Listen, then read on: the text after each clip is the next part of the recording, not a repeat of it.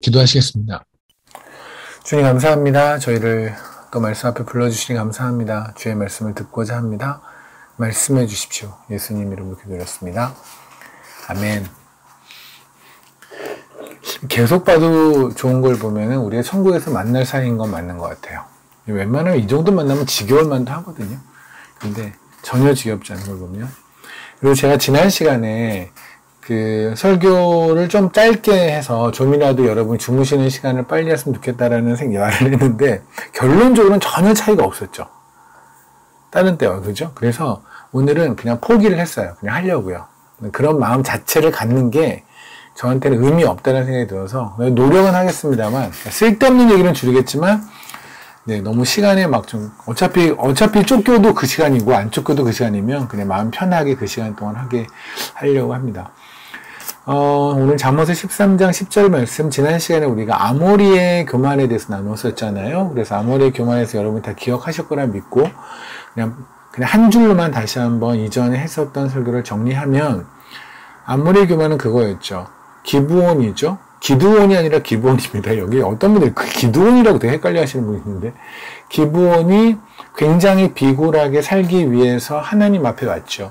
그래서 결국 그들이, 하나님의 마음을 잘 이해 못했던 여호수아가 그들에게 저주를 퍼부었잖아요. 아, 니네는 왜 날 속였냐, 이 나쁜 놈들아. 하고 나서 성전에서 물 깃고 나무를 패는 자로 삼았는데 사실은 그것이 얼마나 큰 영광이었는지, 그것이 얼마나 대단한 일이었는지는 다윗 시대에 가보면 안다고 말씀을 드렸어요. 그렇죠? 일단 그 당시에 하나님께서 해를 멈추면서까지 기브온 사람들을 지켜주셨다는 거, 하나님 안에 들어온 사람들을 하나님이 얼마나 보호하심을 보여주시는 거예요. 우리가 여러분 생각에는 하나님이 우리를 좀 안 보호하시는 것 같고 우리를 좀 막 다루시는 것 같다는 생각이 들 때가 저도 사실 있거든요. 근데 사실은 하나님은 태양을 멈추면서까지 기브온을 아껴주시고 사랑하시고 보호하시는 그 하나님이 동일하게 우리도 마찬가지세요. 그러니까 우리가 우리의 삶이 지금 하나님의 품 안에서 엄청나게 보호를 받고 있는 삶인 거, 우리의 구원이 보호를 받았고, 하나님 안에 우리 있는 이 믿음이 보호를 받고 있다는 거 꼭 기억하시면 좋겠고, 나중에 가서는 사울이 기브온 사람들을 내치게 되죠. 그때 하나님이 너무너무 화가 나셔서, 그래서 다윗 시대에 3년 기근을 줘버리시잖아요. 사람들이 영문을 몰랐잖아요. 도대체 왜 우리에게 갑자기 기근을 준 거야? 그래서 다윗이 갔어요. 하나님에게. 하나님, 저에게 왜 기근을 주신 겁니까? 영문을 모르겠네요. 그때 하나님께서 하신 말씀이 뭐냐면, 내가 분명히 내 안으로 기브온 사람 넣었잖아. 근데 왜 니네가 깠어? 내 새끼 왜 건드렸어요? 쉽게 말하면 내 새끼 왜 건드려? 하나님은 하나님 새끼를 건드렸다는 이유 하나 때문에 3년 동안의 기근을 내리세요. 3년 기근이면은요, 우리가 그냥 성경에서 3년 기근, 2년 기근, 뭐 이런 말이 자주 나오기 때문에 별로 의미 없이 받아들일 수 있을지 모르나, 사실은 1년만 기근을 해도요, 2년만 기근을 해도요, 사람은 어마어마하게 죽어요. 에티오피아에서 2년 동안 기근을 있었거든요. 그때 죽었던 사람이 10만 명이 넘어요. 2년 기근에. 네, 10만 명이 넘어요. 그럼 3년 기근이면요, 그냥 20만이 되는 게 아니라, 그렇다면 기하급수적으로 늘거든요. 정말 100만, 200만이 죽을 수 있어요. 당시엔 특히 관계시설도 안 돼 있잖아요. 물 저수지 이런 것도 안 돼 있기 때문에 그냥 다 말라 죽는 거거든요. 하나님께서 그렇게까지 하신 이유는 뭐냐면, 내 새끼 건드린 거. 그러니까 사실 우리가 여기서 좀 배웠으면 좋겠는 것이, 하나님 앞에 우리 모두 다 하나님 앞에 엎드린 기억이 있는 사람들이잖아요. 그죠? 우리의 능력이 아니라 하나님의 영광 앞에 우리 엎드렸어요. 우리가 겸손해서도 아니고요. 그냥 하나님이 너무나 대단하셔서, 그분이 너무나 멋져서 우리는 그냥 그분 앞에 다 엎드렸던 존재들이죠. 그래서 그 엎드리는 존재들에 대해서 우리가 정말 공경을 하고 존경을 했으면 좋겠다는 거. 그리고 또 하나는 뭐냐면, 그렇게 엎드려서 또 하나님 앞에 들어온 새끼들, 하나님 새끼들, 우리가 좀 더 사랑했으면 좋겠어요. 그죠? 미운 짓 했겠죠. 사울이 보기에 기브온 사람들이 미운 짓을 했으니까 사울이 그들을 치지 않았겠습니까? 사울이 아주 이상한 연쇄 살인마가 아닌 이상, 사이코패스가 아닌 이상 뭔가 이상한 짓 했으니까 건드렸을 텐데, 하나님께서는 내 새끼 건드리는 걸 그렇게 못 참으시거든요. 그래서 성도 간의 사랑을 그래도 강조하시는 모양입니다. 어쨌든 아무리 육성의 교만이라는 건 다른 게 아니라 하나님 앞에 완전히 철저하게 엎드려 온 사람들을 비웃는 세상을 말을 하죠. 우리가 십자가 앞에 엎드리고 무릎을 꿇었고 기도하는 사람을 보면서 마치 니는 왜 이렇게 비굴하게 사니? 라고 말하는, 하나님 앞에 우리의 경배와 예배와 찬양을 드리는 걸 보면 왜 이렇게 비굴해? 라고 말하는 거. 그죠? 그런 게 바로 그 세상들, 또 그런 사람들. 우리도 마찬가지겠죠. 우리 십자가 앞에서 고개를 뻣뻣이 들고 있는 게 바로 아모리의 교만이에요. 십자가 앞에 고개를 숙이는 것이 바로 기브온의 겸손이 될 겁니다. 그래서 제가 지난 시간에 말씀을 드렸어요. 몇 가지 성경에서 말하는 교만들이 있다. 바벨론의 교만도 있고, 여러 이스라엘의 교만도 있고, 유다의 교만도 있고, 라고 말씀을 드렸는데, 오늘은 에돔의 교만에 대해서 말씀을 나누려고 해요. 굳이 한 번에 몰아서 여러 개의 교만을 막 그냥 속도감 있게 하는 것은 좀 의미가 없다고 생각이 들고, 하나하나를 좀 차분차분 보는 게 참 좋다는 생각이 들어서, 오늘은 에돔의 교만만을 한번 나눠볼게요. 그래서 제가 블로그에도 올렸고 지난 시간에 말씀을 드렸는데 오바댜서를 한번 묵상해 달라고 제가 부탁을 드렸었어요. 오바댜서를 보면 하나님께서 왜 에돔에게 화가 나셨는지, 에돔의 교만이 무엇인지를 하나님이 너무나 그냥 한글만 알 수 있다면, 글자만 안다면 누구나 이해할 수 있게 평범하게 설명을 해 놓으셨어요. 물론 그것을 그냥 글자로 이해하는 건 쉽지만 그 안에 깊이 들어가 있는 하나님의 진심을 아는 건 또한 묵상이 필요하겠죠. 그래서 제가 여러분에게 오바댜서를 좀 묵상해 달라고 부탁을 드렸습니다. 그리고 오바댜서는 사실 한 장밖에 되지 않기 때문에 여러분이 묵상하는 데 있어서 시간이 이렇게 많이 들리거나 그러진 않을 거라는 생각이 들어요. 사실 오바댜서가 언제 작성이 됐을까에 대해서는 굉장히 여러 설들이 있어요. 그래서 이거는 A라는 설이 맞다, B라는 설이 맞다라는 걸 지금 이 시간에 할 건 아닙니다. 그게 정 궁금하신 분들은 잠시 신학교를 다녀오시든가 하시면 될 것 같고요.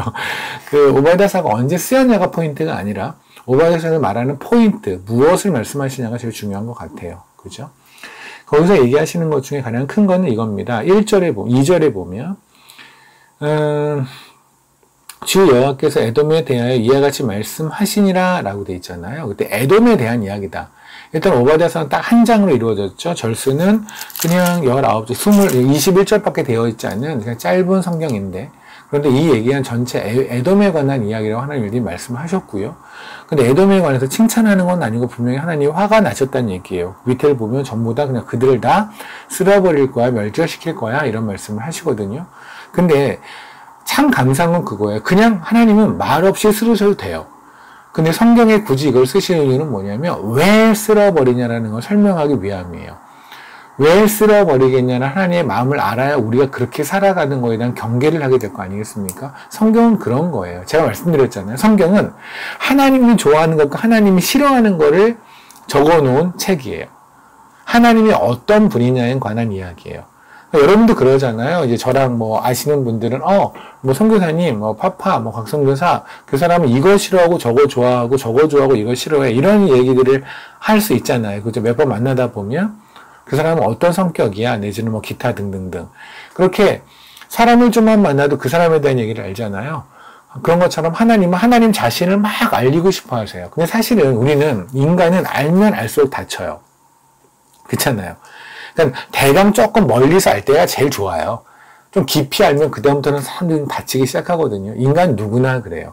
그래서 왜 연애할 땐 그렇게 좋은데 연애가 길어지면 길어질수록 싸움이 많아지고, 그리고 결혼하고 나면 갑자기 이상한 얘기까지 있는 이유가 뭐냐면, 이혼의 이야기까지 있는 이야기가 뭐냐면 알면 알수록 다치는 게 인간이어서 그래요. 근데 하나님 알면 알수록 그분을 더욱더 사랑하게 돼요. 그게 하나님 쪽의 자신감이에요. 하나님 쪽의 확신이에요. 그리고 그것은 사실이고 그것은 진리예요. 그래서 하나님께서는 계속해서 하나님 알려주세요. 그 중에 많이 하신 게 뭐냐면 뭐를 좋아하고 뭐를 싫어하냐는 얘기를 참 잘 하시거든요. 이와 같은 거죠. 에돔에 관한 이야기는 오다풀이에요. 얘네들은 이렇게 해서 하나님한테 까였어. 그러니까 너희들 이렇게 하면 나한테 혼날 수 있어. 그러니까 이렇게 살지 마. 그러니까 이런 식의 거를 이야기를 보면서 뭔가 좀 불편하게, 물론 불편하죠. 누군가가 멸망당했다, 멸절당했다는 얘기를 들으면서 막 기분이 좋고 이러면 더 이상하죠. 근데 이 이야기는 우리에게는 참 큰 도움이 되는, 거꾸로 말하면 이렇게 살지 않았을 때 하나님은 기뻐하신다는 얘기잖아요. 그죠? 저렇게 살았을 때 우리는 하나님은 진노하신다는 얘기니까. 그래서 우리가 하나님을 정말 기쁘게 하는 삶을 살고 싶다라는 이 고백의 진심이라면, 그렇다면 더욱더 이러한 말씀을 좀 더 예민하게 보실 필요가 있을 것 같아요. 그래서 에돔에 관한 이야기인데, 에돔이한테 화가 나신 거예요. 그래서 2절에 보면 내가 에돔 너를 나라 가운데서 매우 작게 하였으므로 내가 크게 멸시를 받았느니라. 너희 마음의 교만이 너를 속였도다. 바위 틈에 거주하며 높은 곳에 사는 자여, 네가 마음에 이르기를 누가 능히 나를 땅에 끌어내리겠느냐 하니, 네가 독수리처럼 높이 오르며 별 사이에 깃들지라도 내가 거기서 너를 끌어내리리라. 여호와의 말씀이니라. 그러니까 하나님께서 에돔에게 화났던 가장 중요한 이유는 무엇이냐면, 물론 뒤에 가면 또 다른 이유가 하나 있는데, 오늘은 그 뒤쪽에 있는 11절 이하에 있는 10절, 11절에 있는 이야기는 아마 오늘 못 다룰 수도 있을 것 같아요. 근데 그것도 여러분이 묵상해 보시면 그 얘기는 그렇게 길게 얘기하지 않아도 여러분이 묵상이 충분히 가능하실 거라 믿고요. 근데 이 얘기를 좀 집중적으로 다룰게요. 얘기는 뭐냐면, 하나님께서 에돔을 그 위치에 놓으신 게 하나님이시잖아요. 그죠? 그렇잖아요. 하나님이 모든 땅에다가 누구는 여기 있고 누구는 여기 있고 이렇게 한 거죠. 그러니까 에돔이 차지한 땅도 하나님이 만드신 땅이고, 그리고 에돔이 그 땅을 차지할 수 있게 허락하신 분도 하나님이세요. 에돔의 위치는 어디냐면 이스라엘이 있잖아요. 이스라엘 밑에 쪽이 바로 에돔이에요. 여기 에돔, 그리고 이스라엘, 가나안 땅이라고 그러죠. 이 가나안 땅 이스라엘이 이렇게 있어요.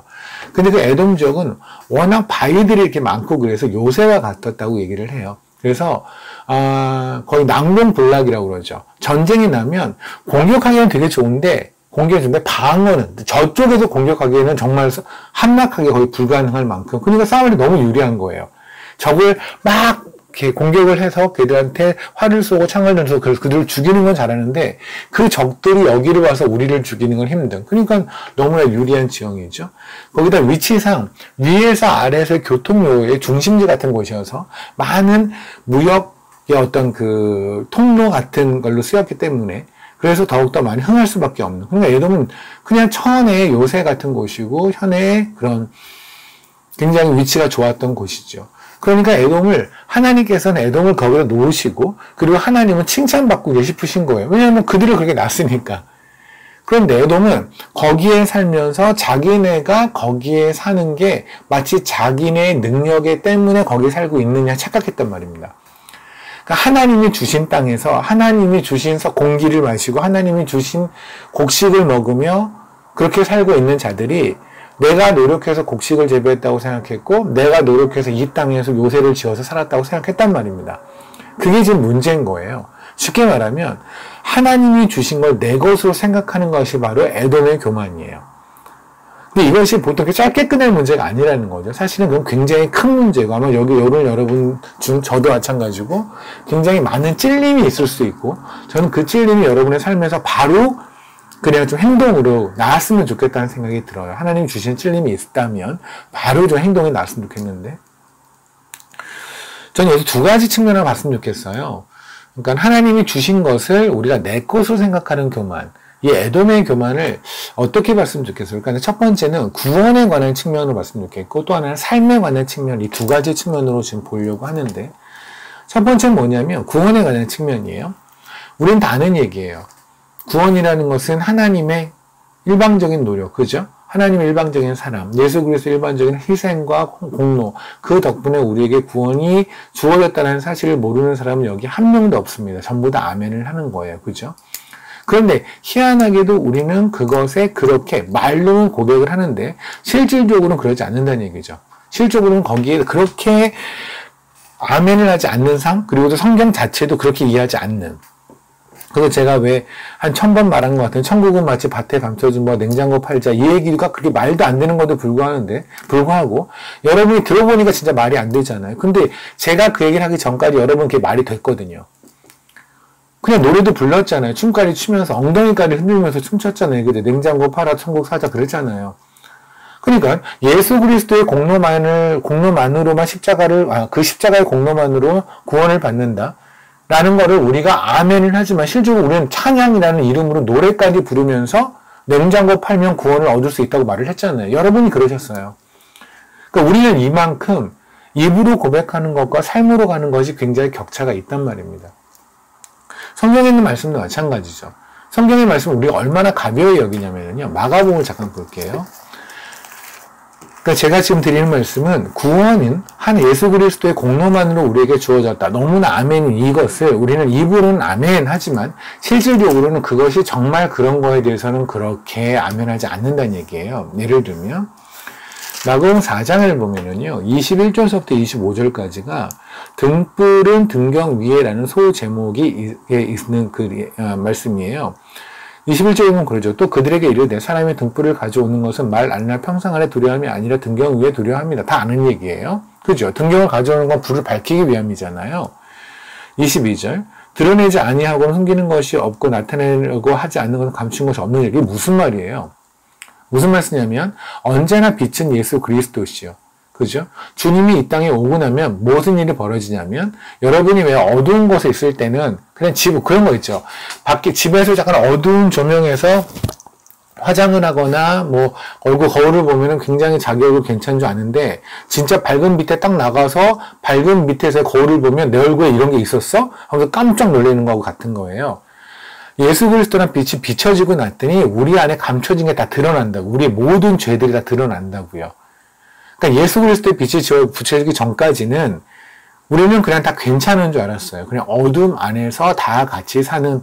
근데 예수 그리스도의 빛이 비춰지고 나니까 우리의 속속들이 모든 죄가 드러나는데 그게 드러나니까 도저히 내가 감당이 안 되는 거죠. 그럼 어떻게 해요? 이 죄가 해결될 수 있는 유일한 방법은 예수 그리스도밖에 없음을 고백하게 되면 십자가로 달려들 수밖에 없다라는 게 이 말씀이거든요. 그죠? 근데 과연 여러분이 이 말씀을 그렇게 이해했냐는 거예요. 또 하나는 그 밑에 있는 말씀이에요. 들을 귀, 그러니까 그래서 23절에 들을 귀 있는 자는 들으라. 여기서 들을 귀 있는 건 뭡니까? 사도행전에서 말씀드렸던 또 뭐예요? 귀에 할례를 받은 자. 그죠? 신명기도 말씀드렸던 귀에 우리 마음의 할례를 받은 자. 예레미야에서 있던 마음의 할례를 받은 자가 바로 이거 아닙니까? 예수 그리스도 영에 임한 자. 그렇기 때문에 그 자는 들을 귀가 있는 거예요.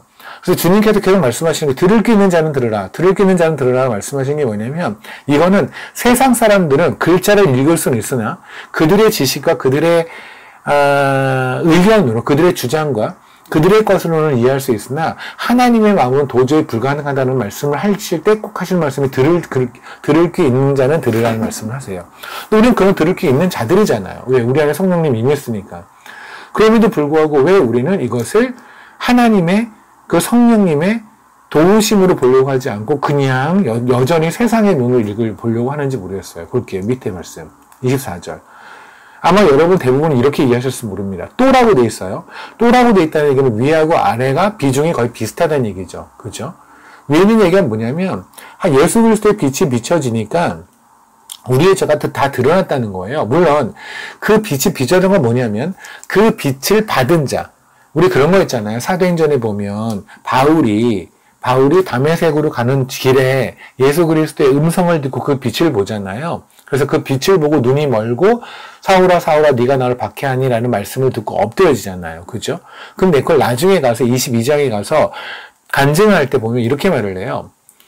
9장에는 내가 빛을 볼 때 옆에 있는 사람들은 빛을 보지 못했고 그들은 빛은 봤는데 소리는 못 들었다고 얘기를 해요. 그런데 22장에는 거꾸로 그들은 그러니까 앞에서는 소리는 못 듣고 빛은 봤는데 뒤에는 빛은 못 보고 소리는 들었다고 간증을 해요. 그래서 다 같은 장면에 대한 설명이 두 개가 다르거든요. 그 이야기는 뭐냐면 그들은 봤어요. 빛도 봤고 소리도 들었어요. 그런데 그 소리를 예수 그리스도의 소리를 듣지 못한다는 얘기입니다. 무슨 말이냐면 여러분이 유튜브를 가보면 수많은 설교가 있잖아요. 그중엔 정말 진리를 선포하는 설교도 있겠고 또 교회에 가면 정말 진리를 전하는 교회에서 목사님의 그런 설교가 있잖아요. 그런데 아직 하나님의 영이 임하지 않은 사람한테는 그건 그냥 시끄러운 소음이에요. 사울아 사울아 네가 왜 나를 박해하니라는 얘기가 누구한테는 웅웅웅 거리는 소리죠. 소음 정도밖에 안 들리는 것이고 누구한테는 그냥 엎드려서 눈물을 펑펑 쏟게 하는 그러한 하나님의 어마어마한 외침으로 들린단 말입니다. 예수 그리스도의 빛도 마찬가지라고요. 똑같은 빛이 비쳤는데 누구한테는 그냥 뭐야 하고 지나가는 거고 누구한테는 자기가 완전히 눈이 멀어버릴 만큼 반응하게 된단 말입니다.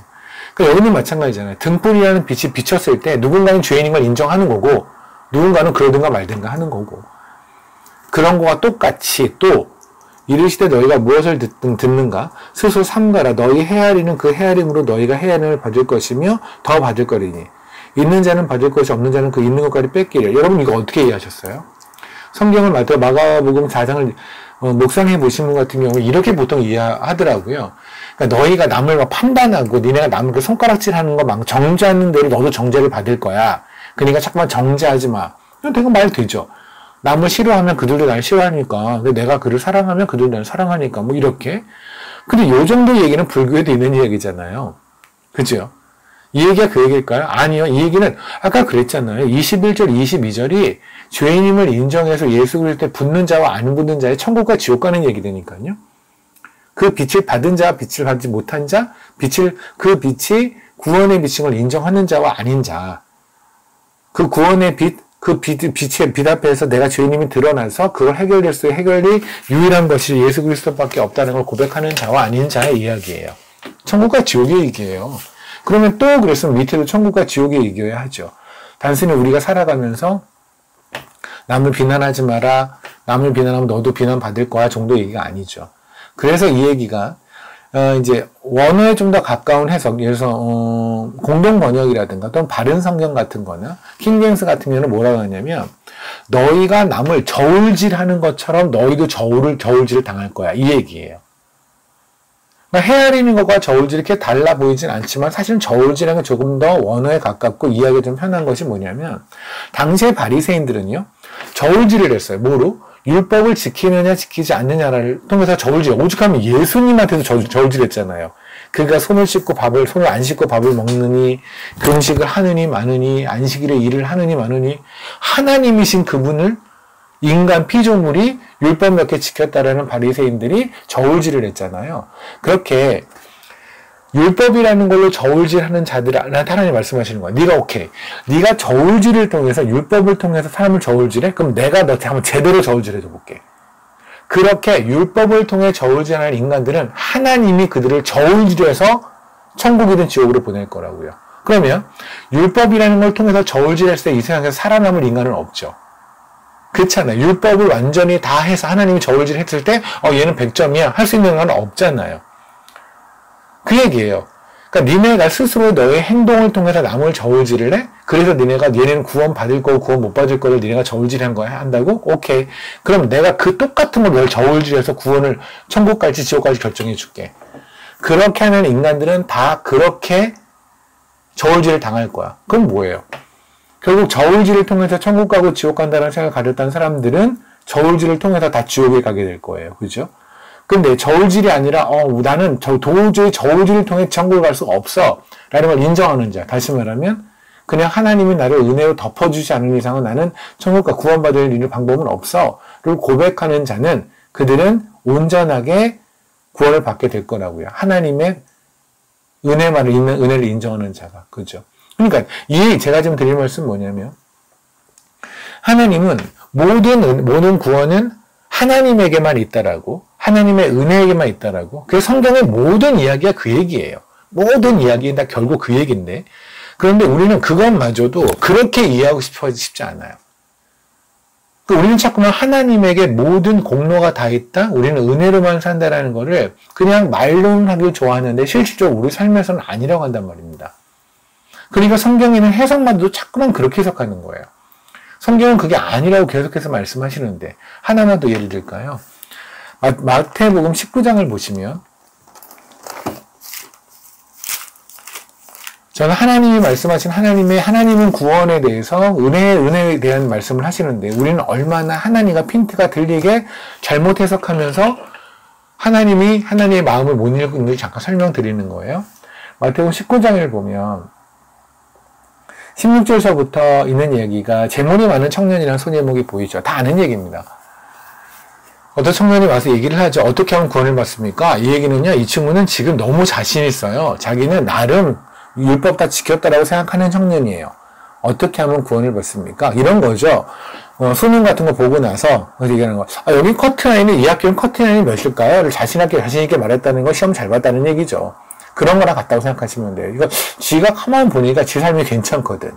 그러니까 뭔가 하나님하고 가까워 보이는 구원, 좀 뭔가 천사급 정도 돼 보이는 예수 그리스도한테 아무래도 천국이나 이런 거 잘 아실 것 같으니까 그분한테 가서 자기가 구원을 받을 수 있다라는, 내가 참 열심히 잘 살았구나, 이런 확증을 받고 싶은 거예요. 소위 천국 가는 티켓, 확인증을 받고 싶은 거예요.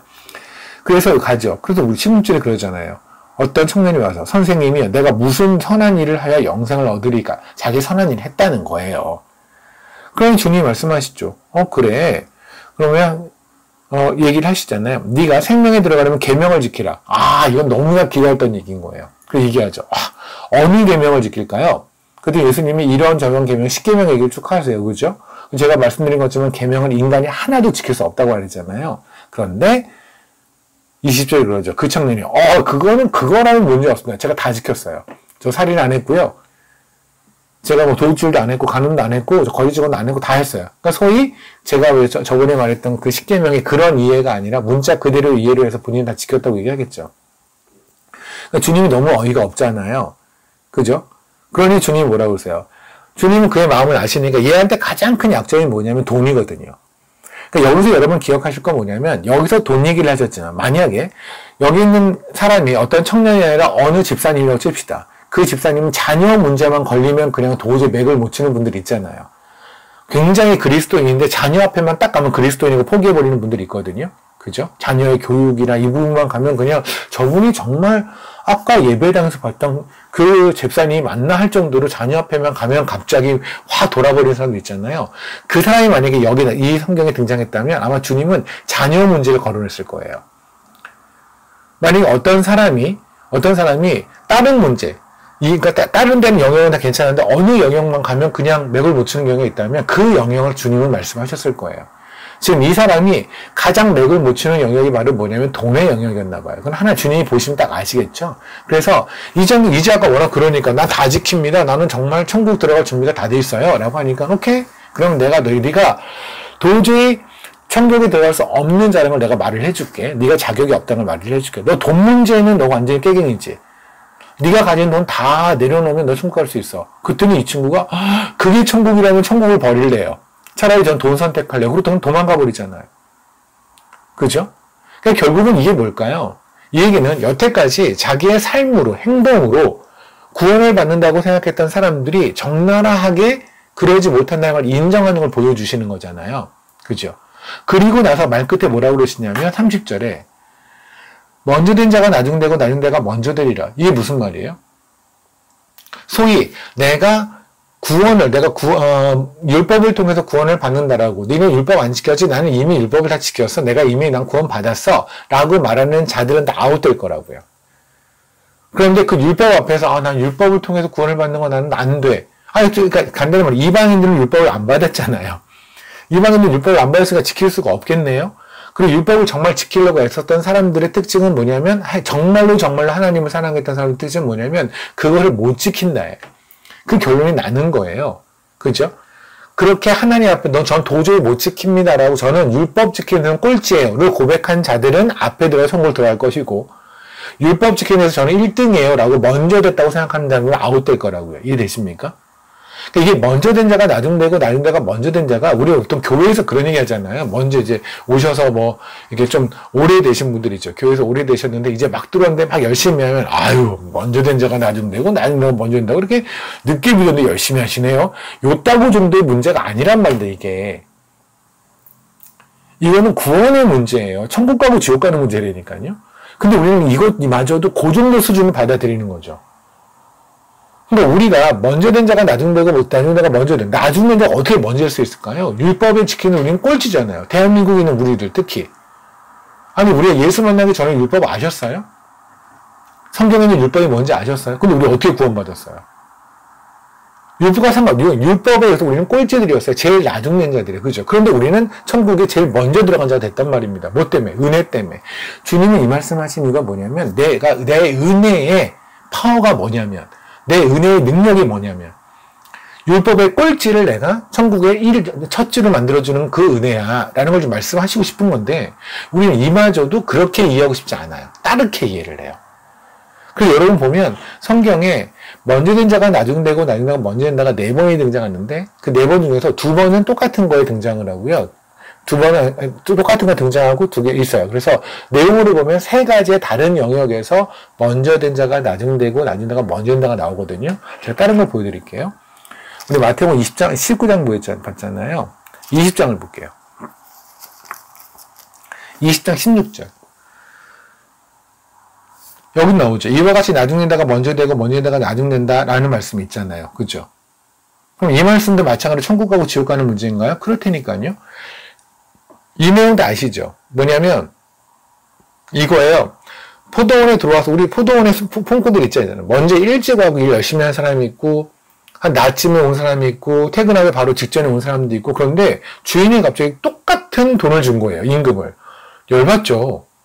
아니 난 하루 종일 일했고 쟤는 일을 1시간밖에 안 했는데 우리가 일당을 받아야 똑같은 일당을 받으면 당연히 열받죠. 그래서 원망을 해요.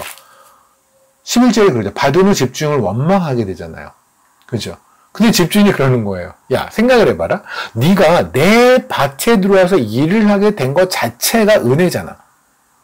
누구는 밖에서 지금 일자리가 없어.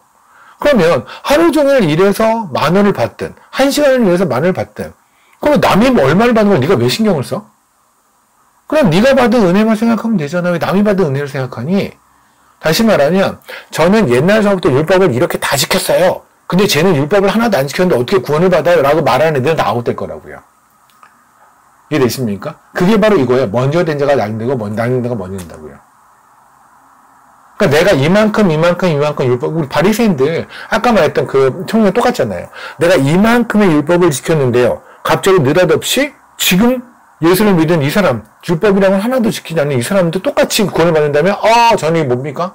그렇다면 난 아웃이에요. 왜? 하나님의 오르심을 인정하지 않으니까.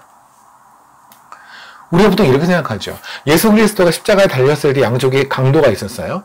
그 중에 한 강도가 있고 한 강도가 있는데 이 강도는 마지막에 하나님께서 내가 너를 오늘 천국에서 낙원에서 보리라라고 말씀을 하시죠. 그럼 이쪽에 있는 애는 아웃됐다라는 게 성경의 정황상 우리가 예측할 수 있을 것 같아요. 그죠? 그럼 우리는 그러죠. 아니, 베드로 같은 사람은 완전히 그냥 어마어마하게 하다가 십자가에 거꾸로 달려 죽기도 하고, 바울은 목 잘라 죽고, 우리는 막 예수쟁이로서 여기서 맨날 피 터지게 싸우고, 그냥 너덜너덜해서 계달의 장막같이 이렇게 살고 있는데, 쟤는 신나게 나쁜 짓을 하다가 십자가에 달려서 완전히 봉 잡은 거잖아. 예수님 옆에 달려서. 그죠? 그래서 그냥 구성관에 예수님 당신을 믿습니다. 그랬더니 구원받았다. 와, 이건 너무 내가 미친다? 여러분 혹시 그런 생각이 든다면 여러분이 바로 지금 현재 주님에게 정죄를 받았던 그 먼저 된 자가 나중될 거라는 거기에 속하시는 거예요. 이해되십니까? 근데 우리는 여전히 그런 생각을 갖고 있단 말이니까 오죽하면 그런 말들을 해요. 어떤 사람은 그 강도가 진짜 구원을 받았을까? 그렇게 막판에 그냥 하나님을 믿어도 구원이 되는 건가? 교회에서 한 번도 뭐 착한 일 한 번 안 하고 뭐 교회에서 예배 한 번 제대로 섬긴 적도 없고 그런데도 그렇게 구원을 받을 수 있나? 이상하지 않나? 이렇게 생각하는 것 자체가 아직까지 우리가 세상 몰입 안 빠져서 그렇단 말입니다. 이해되시나요? 그 다음에 또 하나 있는 얘기가 뭐냐면 누가복음 13장이에요.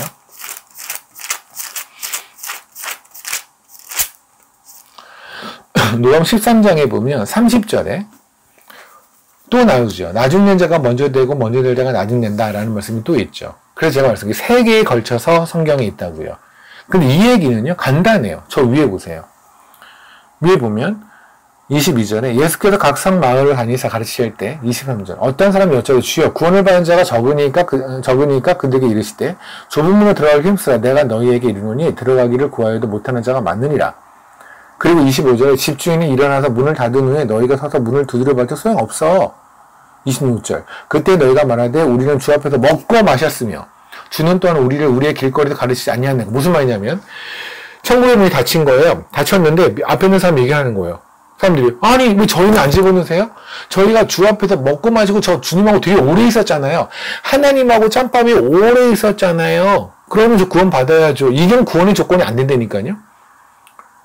율법을 오랫동안 지키거나 교회에서 짬밥을 오래 먹거나 아니면 모태신앙으로 태어났거나 이게 구원의 조건이 아니라면 구원의 조건은 예수 그리스도라고요.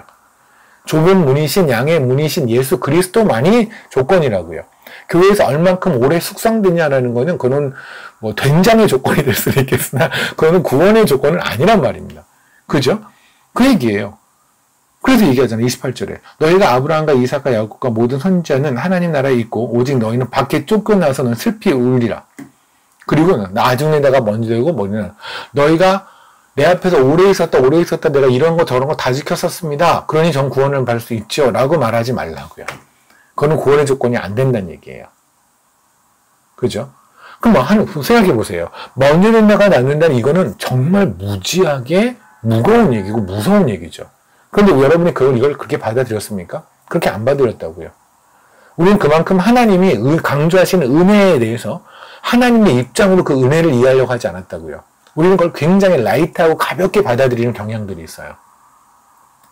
예수 그리스도의 십자가의 은혜는요, 우리가 가볍게 얘기할 문제가 아니에요. 진짜 은혜라는 걸 입에 올릴 때까지 우리가 얼마나 정말 고민을 해야 되고, 내가 정말 은혜를 인정하고 사는가?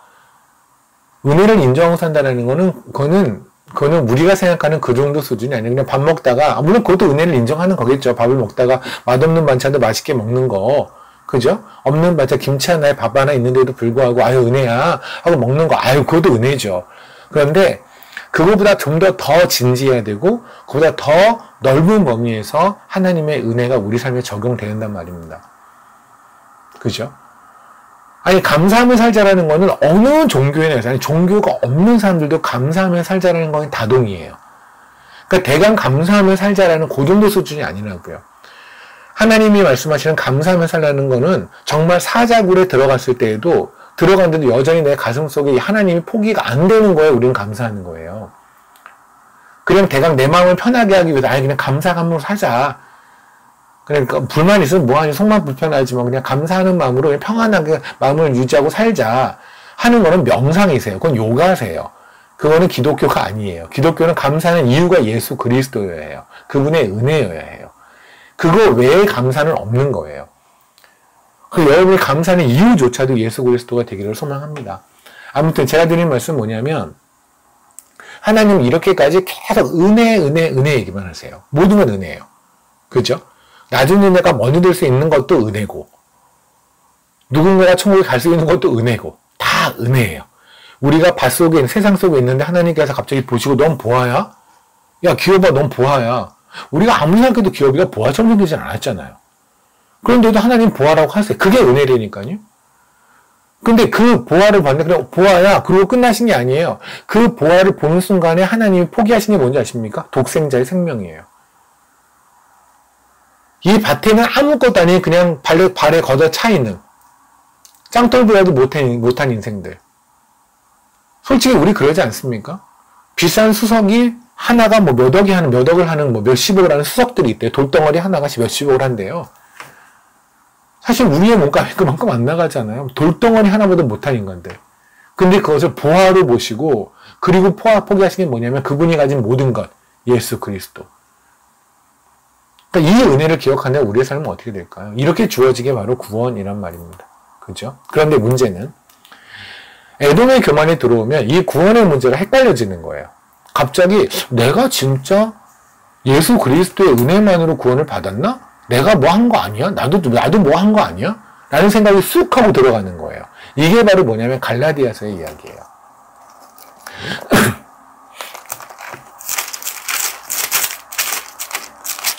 갈라디아서 1장을 보겠습니다. 6절에 이런 말씀을 하지요. 1장 6절에 그리스도의 은혜로 너희를 부르신 이를 이같이 속히 떠나. 지금 떠났대요. 그들이 떠났는데 이들은 뭐 하는 거냐면 다른 복음을 따른대요. 그 무슨 말씀이냐면 갈라디아 교회에 다른 복음을 전하는 자들이 있고 그리고 그 다른 복음을 따르는 자들이 있다는 거예요. 그래서 제가 여러분이 그러잖아요. 우리가 예수 잘 믿어야 되는 게 뭐냐면 정말 성경에서 말하는 예수를 믿어야 돼요. 세상에서 말하는 그냥 이 예수, 저 예수가 다 예수는 아닐 거란 말입니다. 왜냐하면 성경에서 말하잖아요. 갈라디아 교회는 언제지 아시면 초대교회예요. 정말 엄청 뜨거웠던 지금 정말 말 그대로 예수님 돌아가신 지 몇 년 안 된 갈라디아 서가요.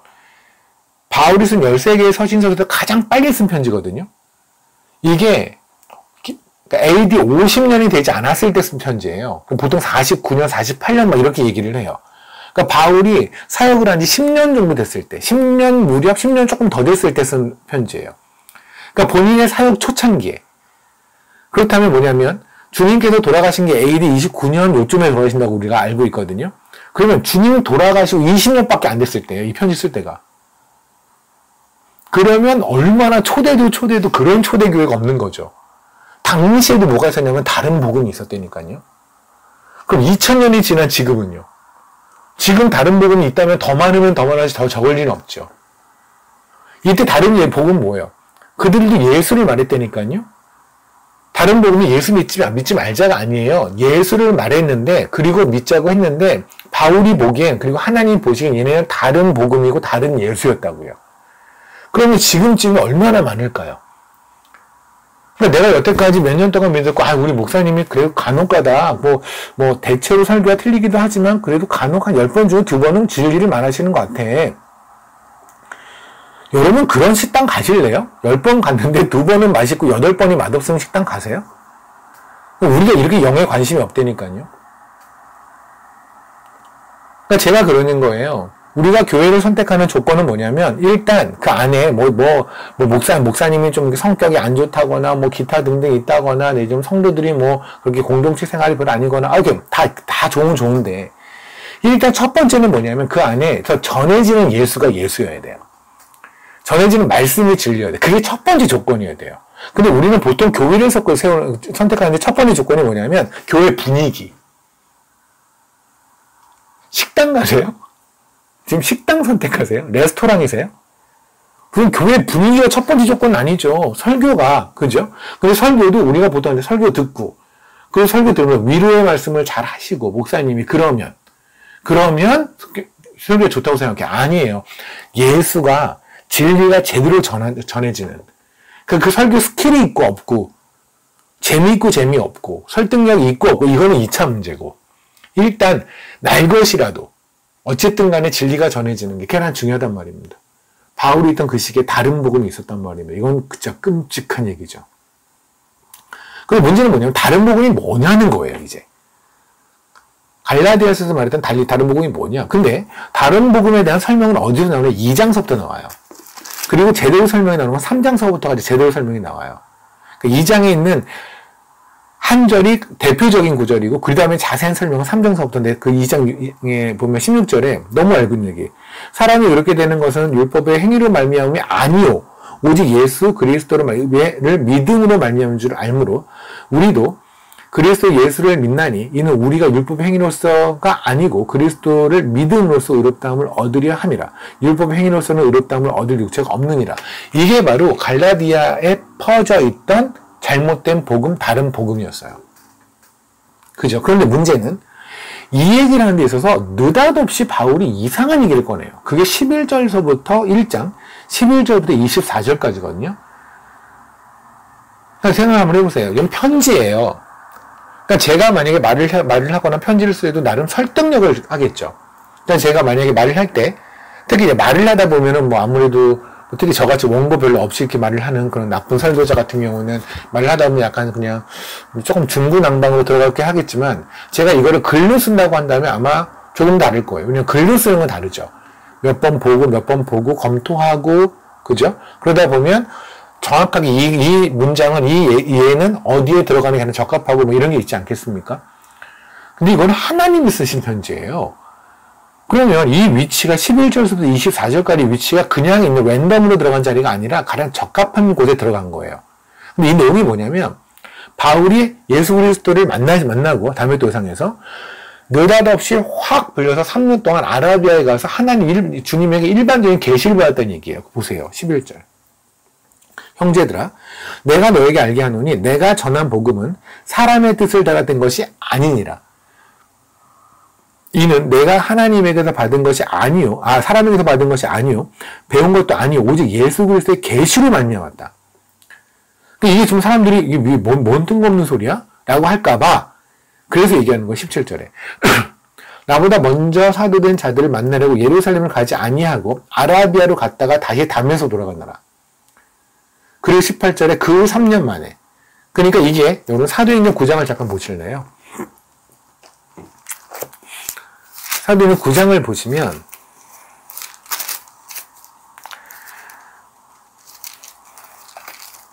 1절서부터 이야기가 나오잖아요. 그죠? 1절서부터 이제 바울이 19절까지가 바울이 예수 그리스도를 만나고 사울아 사울 네가 박해하니, 그래서 빛 보고 눈 멀고 이래서 아냐냐 선지자 보내서 얘기 듣고 넌 이방의 그 선교사가 될 거야. 오케이. 이 얘기 다 듣고 이제 이 얘기가 나왔어요. 그리고 19절 끝에 보세요. 음식을 몸에 강건해졌죠. 사울이 다메섹에 있는 제자들과 함께 며칠 있을새. 즉시로 각 회당에서 예수가 하나님의 아들이심을 전파하고. 그러니까 무슨 말씀이냐면 19절에 있는 그 19절과 그 밑에 사울이 다메섹에 있는 지를 함께 있을 새 있죠. 그 사이가 3년이 벌어진 거예요. 그게 갈라디아서의 증언이에요. 제 말이 이해가 되십니까? 그러니까 다메섹에서 예수를 만났어요. 그리고 이 사람이 다시 다메섹에 와서 예수를 전하게 됐잖아요. 그 사이에 3년의 공백이 있었다고요. 그 3년의 공백에서 뭐를 했냐면 지금 갈라디아의 얘기예요. 그때 아라비아로 그냥 끌려갔다고요. 하나님에게 그냥 하나님 아라비아로 와 라고 했는데 왜 아라비아로 왔을까요? 아라비아에 뭐가 있다고? 말 그대로 아무것도 없으니까. 아무것도 없으니까 하나님이 데려가셨나 봐요. 거기에서 주님이 직접 복음을 알려주셨다고요. 계시로. 이해되십니까? 근데 이 얘기가 뭔가 좀 너무 신화 같고 너무 믿음이 안 갈 것 같은 이 얘기를 왜 바울이 하고 있는지 아십니까? 그게 중요해요. 그게 왜 중요하냐면 지금 다른 복음을 전하는 사람들은 굉장히 사람이 말하는데 사람이 이해하기 편한 복음을 전했거든요. 은혜로만 구원을 받는다라고 하면 그 전에 있었던, 보세요. 갈라디아의 교회에는 특히 두 가지의 인물이 있었는데, 두 가지 종류의 크리스찬들, 그러니까 성도가 있었는데, 첫 번째는 유대인인데 그리스도인 된 자들, 그리고 이방인인데 그리스도인 된 자들이 있었어요. 그러면 이방인들 같은 경우 애초에 이방인이니까 율법을 받지 못했잖아요. 율법은 없잖아요. 우리처럼. 그러니까 은혜로만 난 그리스도인이 된 거를 인정을 해요. 근데 유대인들은 애초에 유대교회에서 율법을 지켰잖아요. 그러다 은혜로 교회 안에 들어왔잖아요. 그러니까 아까운 거예요. 여태까지 내가 모세의 율법을 다 지켰는데 그게 아깝고 난 몸에 밴 게 있는 거죠. 몸에 밴 게 있으니까 내가 이걸 지키긴 지키는 데가 아니 이런 거예요. 여태까지 지켰던 율법이 있으면 그냥 지키면 돼요. 그냥 그게 몸에 밴 전통처럼 지키면 되는데 이게 교만이 되고 그것이 아깝고 왜 나만 지켜야 돼? 라는 생각이 드니까 여기다 플러스 알파가 된 게 뭐냐면 이거를 지켜야 구원을 받는 것처럼 보이는 거죠. 그러니까 쉽게 말하면 그런 거예요. 제가 정말 충격적인 게 뭐냐면 어느 장로님이 포장마차에서 소주를 한잔하는 걸 보면서 교회에서 치리가 들어와서 그 장로님을 쫓아냈대요. 교회에서. 저는 그게 과연 치리의 조건이 될까가 모르겠어요. 무슨 말이냐면 성경에서는요. 세상을 사랑하면 간음이라고 얘기를 했어요. 그죠? 그러면 세상을 사랑하고 세상의 돈의 노예가 되어 있는 장로는 괜찮아요. 그런 목사는 괜찮아요. 그런 목사를 보고, 그런 선교사를 보고, 그런 장로를 보고, 그런 집사를 보고 우리가 저런 치리해야 돼 이렇게 생각하지 않아요. 근데 소주 한 잔을 하거나 담배 한 개 피우면 그건 치리의 대상이 돼요. 이게 성경에 하나님이 중시하는 것과 다른 거란 말이에요. 이해되십니까? 하나님은 이거를 중시하는데 우리는 요거를 중시한다고. 유대인처럼. 유대교를 따랐던 유대인 그리스도인들처럼. 나는 담배를 안 피거든요. 나는 술을 안 먹거든요. 근데 쟤는 술을 먹어. 그럼 쟤는 그리스도인 아니지. 이렇게 가는 거죠. 나는 금식을 하거든요. 난 율법을 지키거든요. 그런데 쟤는 율법 안 지켜. 그럼 얘는 그리스도인 아닌 거죠. 이게 그것이 하나의 교리를 굳어버린 게 바로 다른 복음이에요. 그러니까 여러분이 잘 명심하셔야 돼요. 우리가 진짜 예매하는 거는 하나님이 중요한 거에 우리도 더 중요해야 돼요. 이것도 잘하고 저것도 잘하면 좋겠죠. 그죠? 그런데 만약에 우리가 모든 거에 힘을 공평하게 쓰지 못한다고 한다면 우리가 그렇잖아요. 힘을 모아서 선택과 집중을 할 수밖에 없다면 좀 더 영적인 거에 더욱더 선택을 하고 집중을 해야 되는데 우리는 영적인 사람이라고 맨날 말하면서 실질적으로는 육적인 거에 그래도 포인트를 맞춰요. 그죠? 육적인 경건한 삶을 사는 사람이면 매우 그리스도인 같고 영적으로 하나님 앞에 진짜로 나아가는 사람은 그렇게 관심 없고 지금 갈라디아는 다른 복음이 사실 우리의 교회 안에 여러분 안에 혹시 있지 않습니까? 아무튼 지금 바울이 얘기한 게 그거예요. 그 사람들은 충분히 인간이 납득할 수 있죠. 왜? 지금도 그러잖아요. 왜 무슬림이 이슬람이 왜 퍼진지 아십니까? 자기네가 노력해서 열심히 기도하고 열심히 금식하고 열심히 자선을 베풀고 구원을 선한 이의 행동을 하고 이러면 구원을 받는다는 거예요. 굉장히 말이 돼 보이잖아요. 그래서 막 퍼지는 거예요. 왜? 인간이 납득이 되거든요. 그래서 바울이 뭐래냐면 갈라디아서 1장 11절에 뭐래요? 12절에 니는 내가 사람에게서 받은 것이 아니라고 하고 11절에 보면 내가 전한 복음은 사람의 뜻을 달아낸 것이 아니라는 말을 굳이 하는 이유가 뭔지 아십니까? 사람이 납득하는 복음이 아니라는 거예요, 복음은. 인간이 합리적, 그렇구나, 그렇지 하고 인간이 고개를 끄덕끄덕거리나, 그러나 인간의 합리성에 부합하는 게 복음이 아니라는 거예요. 복음은 믿음으로 취하는 거라고요. 아멘. 그러니까 당시에 다른 복음이란 건 뭐냐면 소위 인간이 납득할 수 있는 복음. 그러니까 여러분이 생각해 보세요. 지금 교회 안에서 인간이 충분히 납득할 수 있는 예수 그리스도를 전하면 일단은 고개를 갸우뚱하시는 게 답이에요. 예수 믿고 복받자, 예수 믿고 모대자, 기타 등등 그런 거 있잖아요. 인간들이 그러니까 굳이 믿음이 없어도 그냥 교회는 충분히 다닐만 하다라는 생각이 들 정도의 복음을 전하는 거는 그냥 갈라디아에서 말하는 다른 복음이라고 생각하시면 돼요. 복음은 그런 게 아니에요. 그래서 갈라디아서에서요. 가장 중요한 말씀을 하나를 꼽아봐라 라고 하면 11절이에요. 3장 11절. 우리가 잘 알고 있는 하박국에도 나오는 이야기. 하나님 앞에서 아무도 율법으로 말미암아 의롭지 못하게 되니 이는 의인은 믿음으로 말미암아 산다고요. 아멘. 그러니까 믿음이 아닌데도 불구하고 설득으로 인간이 생각할 때 합리적인 생각으로 충분히 그 예수는 예수 같아, 그분은 하나님 같아 라고 한다면 그건 하나님 아니라고요. 하나님은 믿음으로만 믿어지는 거예요. 복음은 믿음으로 믿어져요.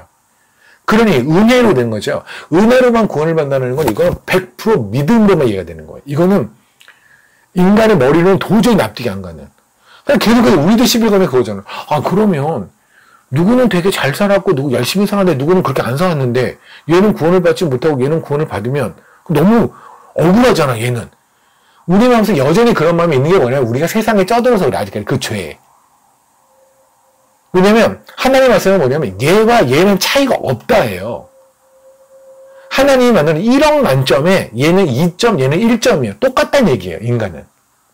이해되십니까? 근데 우리 안에서 도토리 키재기를 해서 얘는 잘 사네, 얘는 구원받아 마땅하네, 천국 갈 만하네, 얘는 천국까지 못 가는 거네. 니네끼리 따질 문제가 아니라는 거예요. 이렇게 헤아리는 애들이 있다면 내가 헤아려 주겠다고요, 그러면. 내 기준에서.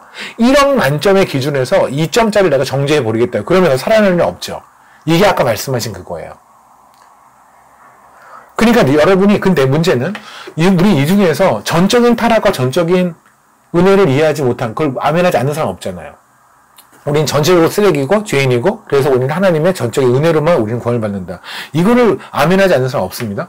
그럼 우리는 갈라디아에서 말했던 다른 복음을 주장하는 사람을 쫓아가지 않는 사람들이네요. 그렇죠. 그렇죠.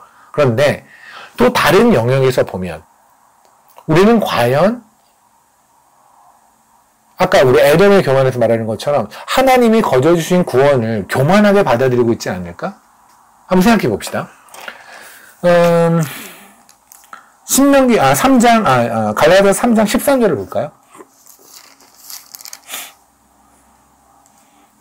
그리스도께서 우리를 위하여 저주받은 바, 대사, 율법의 저주에서 우리를 속량하셨으니 기록된 바, 나무에 달린 자마다 저주 아래 있는 자라 하였습니다. 아멘.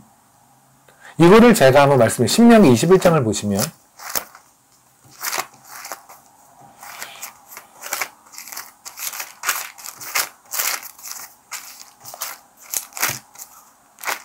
(21장) 이거잖아요. 22절. 사람이 만일 죽을 죄를 범한 후 내가 그를 죽여 나무 위에 달거든 그 시체를 나무 위에 밤새도록 두지 말고 그 날에 장사하여 내 하나님 여호와께 내게 기업으로 주신 땅을 더럽히지 말라. 나무에 달린 자는 하나님의 저주를 받았으며. 이 얘기라고요. 누가요? 이거는 잘못을 하면 저주 달성가 죽여라가 아니라 예수 그리스도의 이야기라니까요. 이 얘기를 지금 하고 있는 게 갈라디아 3장의 이야기란 말입니다. 그러니까 우리가 달려야 되는, 저주받은 우리, 저주 그 자체는 우리가 달려야 되는 그 십자가에 주님이 달리셨다는 거예요. 저주를 다 받으시고.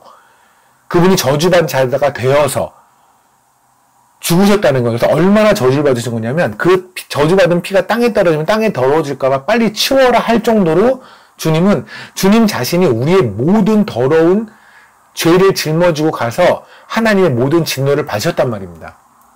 아멘.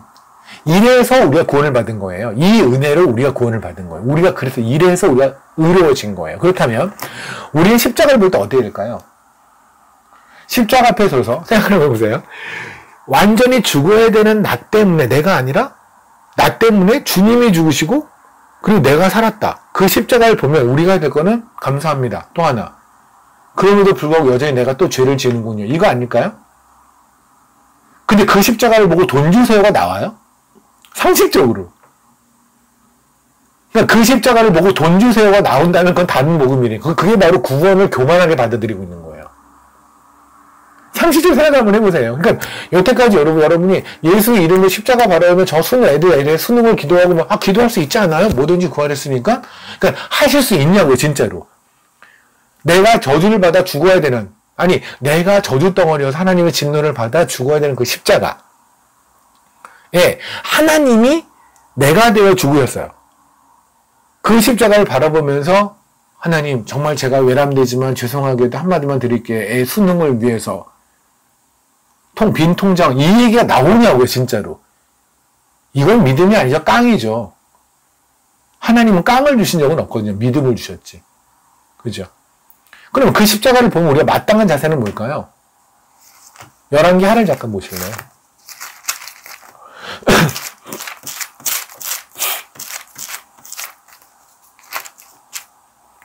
4장입니다. 아니야. 4장인데. 6장인가요? 6장일 것 같아요. 6장. 6장에 보면 쇠도끼를 찾다라고 하는 소제목이 보이시죠? 그죠? 이게 뭐예요? 알시잖아요. 엘리사의 제자들이 집을 지려고 이렇게 쇠도끼를 빌려서 막 하고 있는데 도끼 머리가 물에 강에 뚝 떨어진 거예요. 그 쇠도끼니까 당연히 이 머리가 떨어졌으니까 저 밑에 가라앉았겠죠? 그래서 우는 거예요. 엘리사 선생님 저 이거 빌려온 건데 어떡하죠? 그랬더니 엘리사가 그냥 그러니까 두 가지 중에 하나잖아요. 뭐 가서 네 친구한테 맞아 죽어라 이러든가 아니면 그걸 건지는데 어차피 기적을 보여준다고 그러면 그냥 손가락으로 이렇게 누구는 뭐 어느 교회 무슨 장로님은 손가락으로 한 성령님도 이렇게 움직이면서 뭐 터치 한다는데 그죠? 엘리사는 보다 능력이 한 1000배는 더 많았던 사람이니까 손가락으로 이렇게 하면은 쇳덩어리 이렇게 뜨지 않았을까요? 그죠? 그러면 되는데 느닷없이 엘리사가 이 쇳덩어리를 뜨게 하는 데 있어서 뭐를 한 줄 아세요? 나뭇가지를 던져요. 보세요. 6절. 하나님의 사람이 엘리사가 이르되 빠졌느냐 하매 이곳을 어디 빠졌냐 했더니 그곳을 보이는 줄 엘리사 나뭇가지를 베어서 물에 던져요. 그러니까 새 도끼를 떠올리게 하는데 그냥 손가락으로 이렇게 하지 않고요. 터치 이렇게 안 하고 나뭇가지를 던져요. 그랬더니 쇳덩어리가 이렇게 떠올라요. 이게 도대체 뭘 의미하는 거예요? 영적인 무슨 의미예요? 아무렴 이게 여러분 우리의 삶에서 일어난다고 생각하지는 않겠죠. 나도 나뭇가지를 던지면 쇳덩어리가 떠오르고 이렇게 생각하지 않잖아요. 그럼 뭔가 대단한 하나님의 의미가 있는데 뭘까요? 뭔지 아세요?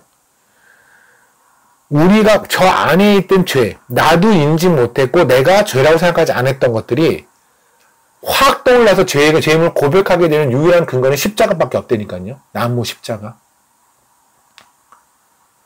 우리가 어떻게 여태까지 죄임을 우리가 오늘도 하나님 앞에서 우리가 회개를 했잖아요. 왜요? 그 십자가 앞에서 우리는 견딜 수가 없거든요. 그 나뭇가지가 누구한테 나뭇가지죠. 두 개의 나무 이렇게 겹쳐놓은 이것밖에 아니잖아요. 그런데 이 능력이 우리 저 안에서 누구도 알지 못하고 누구도 꺼내지 못하는 그 죄가 떠올라서 입에서 토하게 만들어진다고요. 그게 십자가의 능력이에요. 십자가만이 할 수 있어요. 십자가에서 우리가 마땅히 보여야 되는 자세예요. 그 십자가를 보고 우리가 할 수 있는 건 뭐냐면 나도 몰랐던 죄, 내가 숨겨놨던 죄, 내가 꼭꼭 밟아서 저 뒤에 짱 박아놨던 죄, 그게 다 그냥 떠오르는 거예요. 하나님 앞에 하나님 제가 또 이랬네요.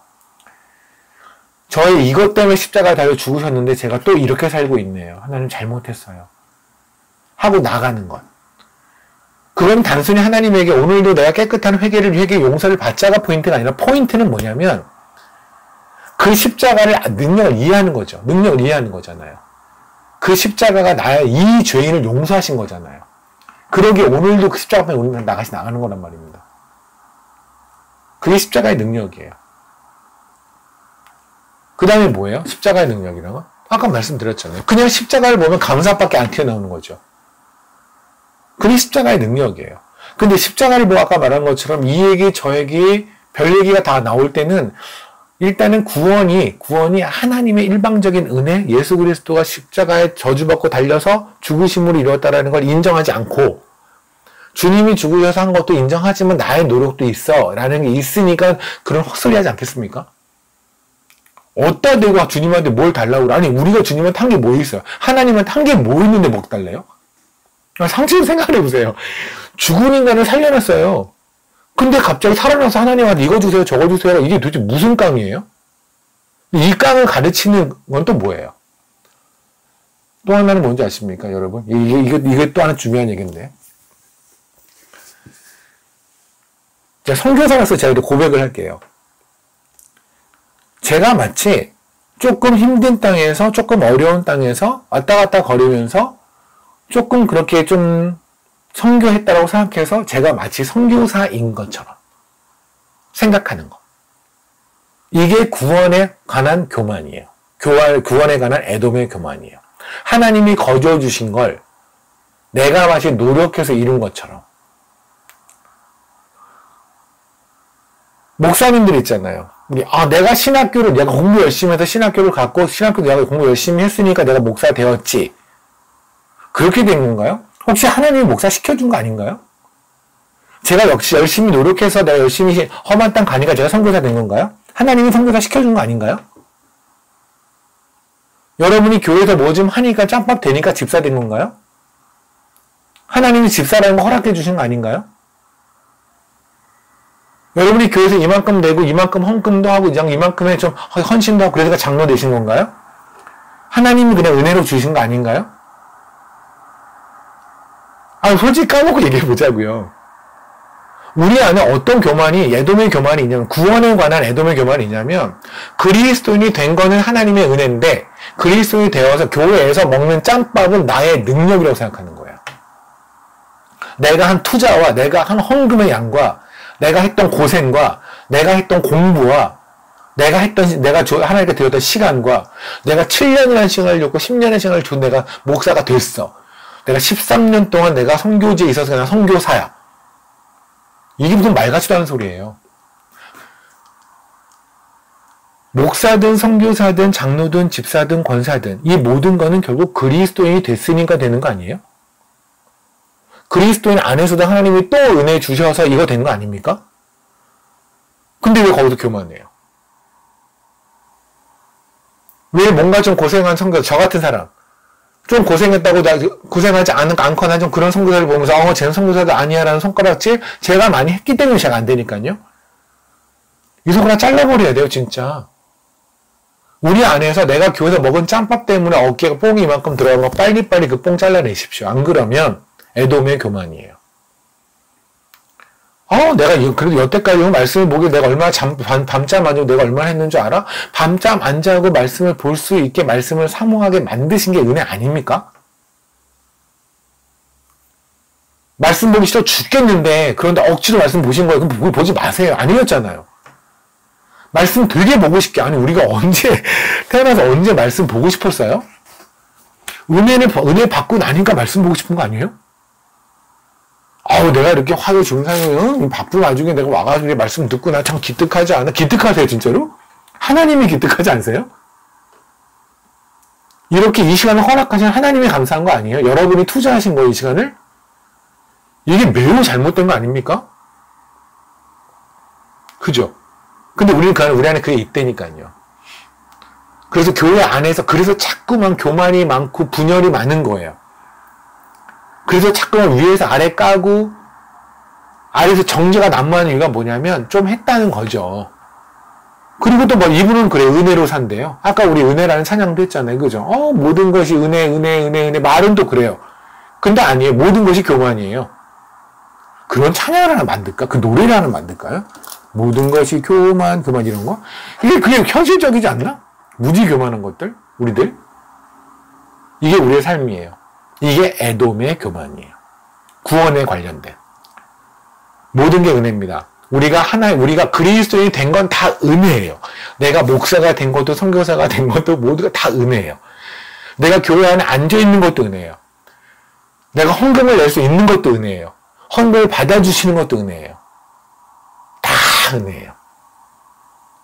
제가 험한 땅을 가서 죽기를 무릅쓰고 거기 가서 있는 것도 은혜예요. 하나님의 은혜가 이만히 거기가 있는 거지 제가 뭐 하려고 거기가 있겠습니까?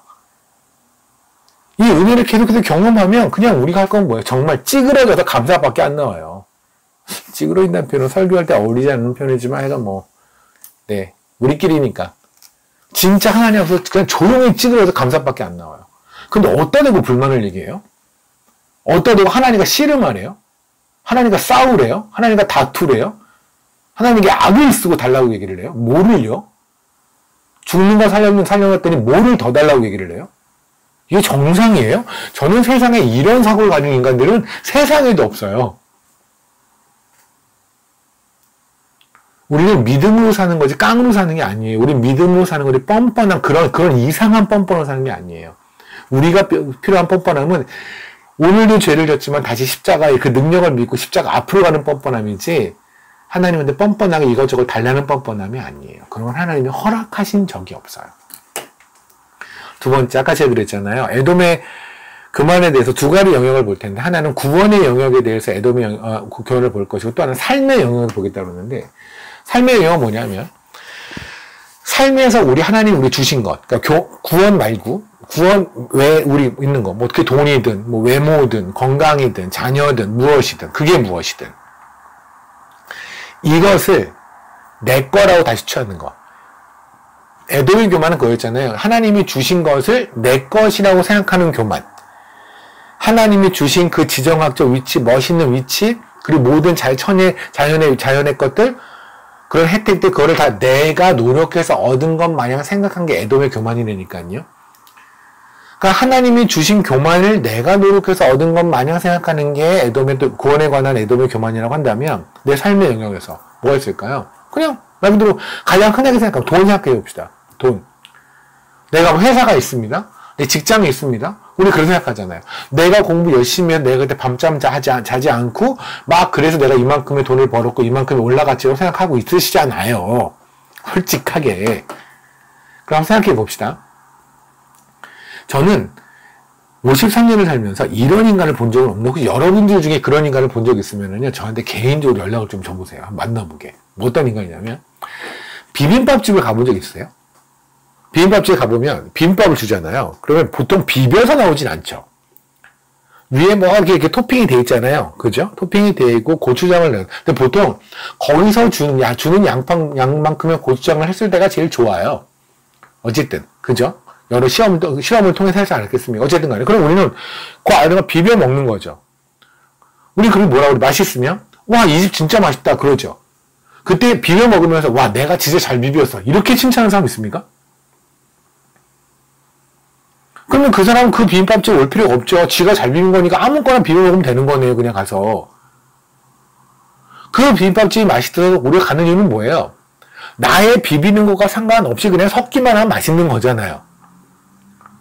근데 우리는 하나님이 주신 오늘의 삶, 오늘도 내가 두 팔을 움직일 수 있고, 오늘 내가 말을 할 수 있고, 내가 오늘도 볼 수 있고, 오늘도 걸을 수 있고, 그죠?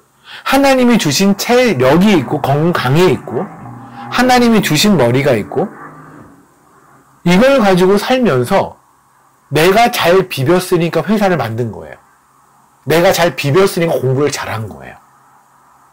그러니까 이건 다 내 거예요. 이건 끔찍한 일이죠.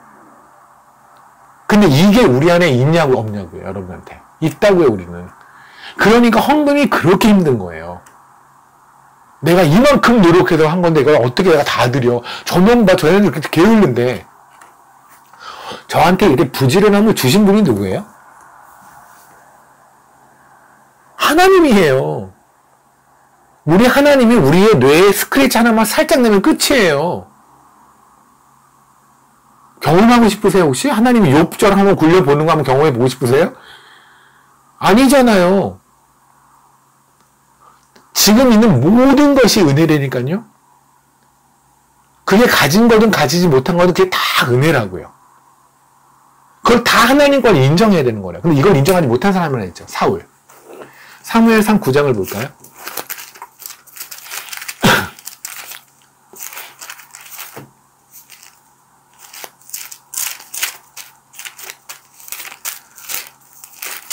사무엘상 9장을 보겠습니다. 사울이 사무엘을 만나다라는 소제목이 보이실 거예요. 그죠? 근데 사울이 사무엘을 만나는 과정에서 뭐 했어요? 사울이 한 거 하나도 없어요. 그냥 아빠가 어느 날 암나기를 이뤘대요. 3절. 사울의 아버지 기스가 암나기를 잃고 그의 아들 사울에게 이르되 암나기 찾아와라. 암나기 찾으러 나갔어요. 그냥. 사울이 한 그것밖에 없어요. 자기 종 한 명하고 나갔어요. 그리고 도는데 하나님께서 사무엘에 나타났어요. 너를 찾으러 어떤 베냐민 지파에 있는 어느 그냥 이름도 없는 애가 하나 올 거야. 근데 걔를 왕시켜줘. 사무엘도 엄청나게 놀랬겠죠. 걔가요? 왜요? 어쨌든 하나님 하라고 하니까. 그러니까 사울은 아무것도 모르고 암낙이 어디 있을까를 물어보기 위해서 용한 선지자를 찾아왔는 게 사무엘이에요. 말도 안 되는 일이죠. 우리는 뭐냐면 내가 지금 차를 어디다 주차한지 모르니까 목사님한테 전화하는 거예요. 목사님 제가 주차를 어디다 했을까요? 그때 목사님이 기도하다가 지하 2층 왼쪽 아래 왼쪽 저기 B구역이 있을 겁니다. 이렇게 말하는 거예요 지금. 그걸 사울이 얘기하는 거예요. 용한 선지자가 있는데 거기서 물어보죠. 근데 사울이 이상하게 물어보고 싶은 거예요. 그건 되게 바보죠. 정상인은 안 물어보잖아요. 근데 사울이 그렇게 이상하게 오늘따라 물어보고 싶네?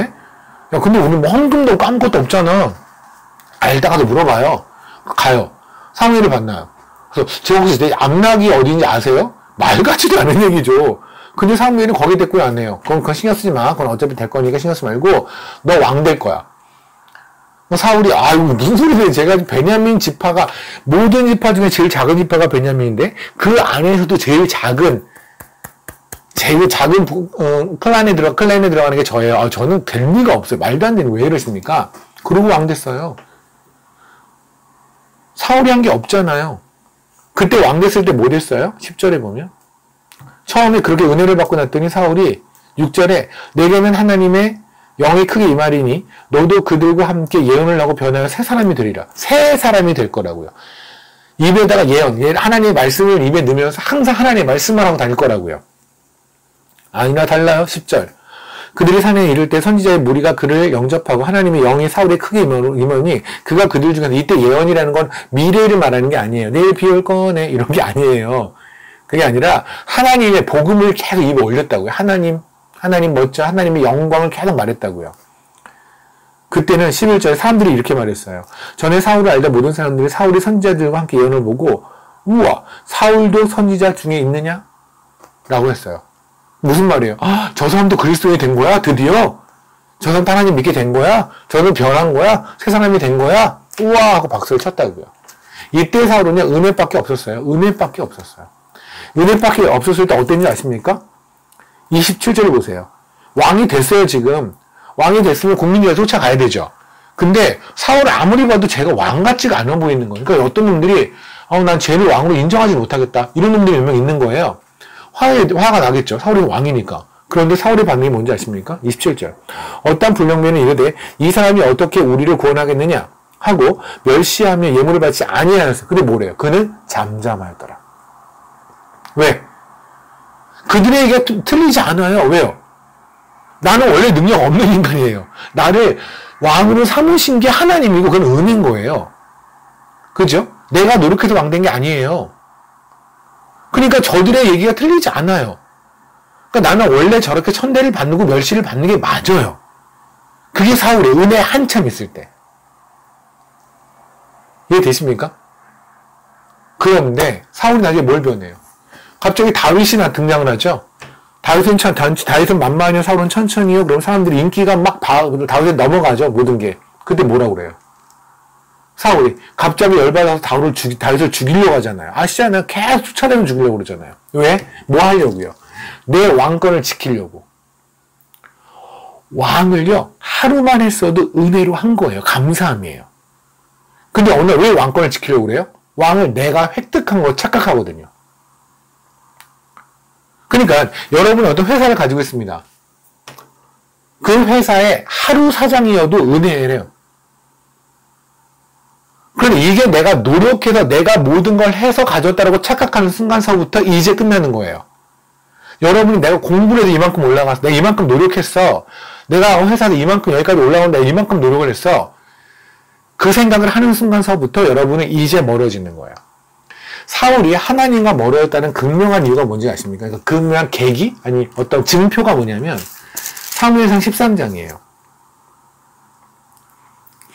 여러분이 꼭 기억하세요. 여러분의 삶의 영역에서 삶의 영역에서도 내가 노력해서 다 번 것 같아서 재정도 아깝고 다 아깝고 뭔가 베풀기도 어렵고 헌금도 힘들고 막 이런 게 막 물밀듯이 밀려오잖아요.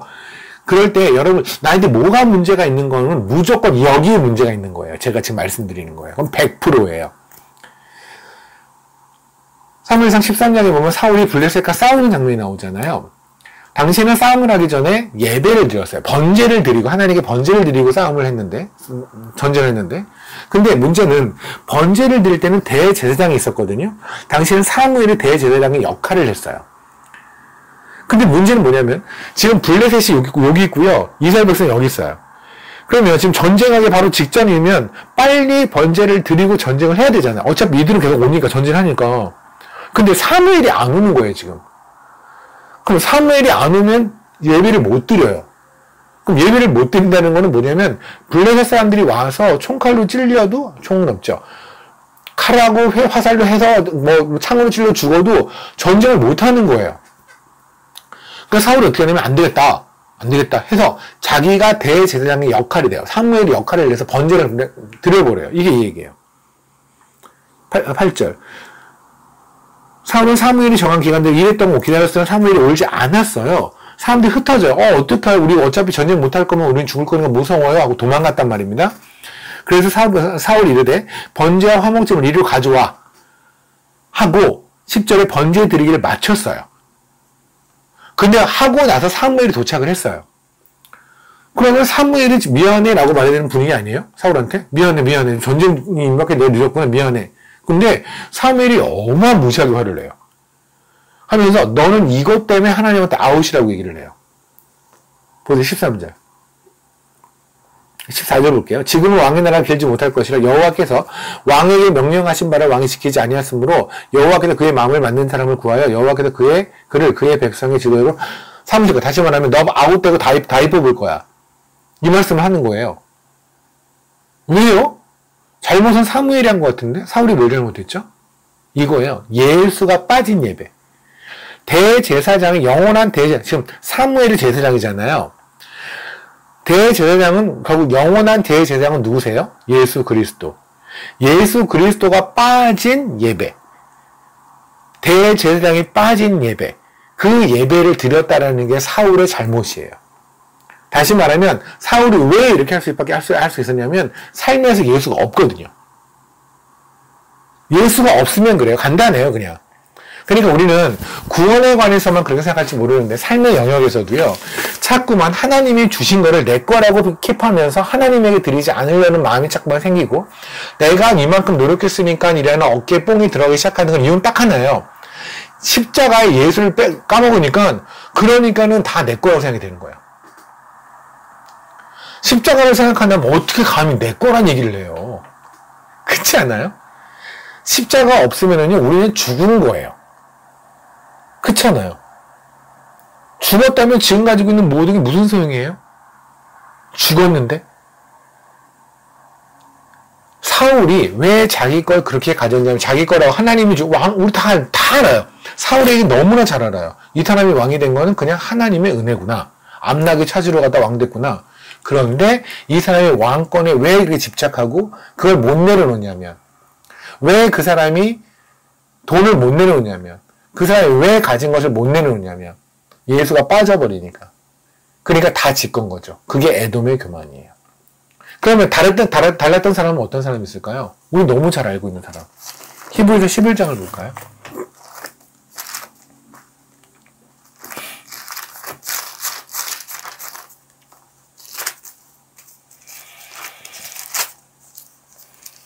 (26절입니다) 24절부터 읽을게요. 믿음으로 모세는 장성하여 바로의 공주의 아들의 칭함을 받기를 거절하고 도리어 하나님의 백성과 함께 고난받기를 잠시 죄악의 낙을 누리는 것보다 더 좋아하고 이 당시 모세 나이 40세예요. 애기였을 때 이제 깐나랭이였을 때 왕자로 픽업됐죠. 그리고 40년 동안 왕자로 살았어요. 그런데 이 사람이 뭐 했는지 아십니까? 26절 그리스도를 위하여 받는 수모를 애굽의 모든 보화보다 더 큰 재물로 여겼다고요. 자기가 지금 왕자의 자리, 대권 후보예요. 좀 있으면 왕 되고 애굽의 왕이 될 거예요. 그걸 내려놔요. 왜? 주신 분이 하나님이 내려놓으라면 내려놓는 거예요. 이게 하나님이 보시는 믿음이에요. 이가 왜 그렇게 가능했다고요? 그리스도를 위하여. 모세가 그렇게 한 거는 그냥 그 사람이 원래 무력이 없어서, 원래 명예욕이 없어서가 아니라, 명예욕이 없는 사람이 세상에 없어요. 어디 있어요? 무력이 없는 사람이 어디 있어요? 세상에 그런 욕정이 없는 사람이 어디 있어요? 다 있어요. 그런데 그걸 내려올 수 있는 근거가 뭐냐면 그리스도를 위하여. 단순히 내려온 게 아니죠. 그 끝으로 왔죠. 왕자에서 살인자로, 다 가진 자에서 도망자로. 그죠? 애굽의 대권 후보가 광야의 목동으로 간 거예요. 그냥 끝에서 끝으로 간 거예요. 다 내려놓고. 우리는 알아요. 나중에 모세가 40년에 다시 돌아왔다는 걸 알지만 모세의 당시를 생각해 봅시다. 그럼 이 사람은 지금 광야로 가서 몇 년을 살지? 하나님이 그 이후에 어떤 일을 어떻게 알아요? 하루 앞이 안 보이는 지경으로 가는 거예요. 자기가 가져도 누렸던 모든 걸 떠나서. 갈라디아서를 잠깐 볼까요?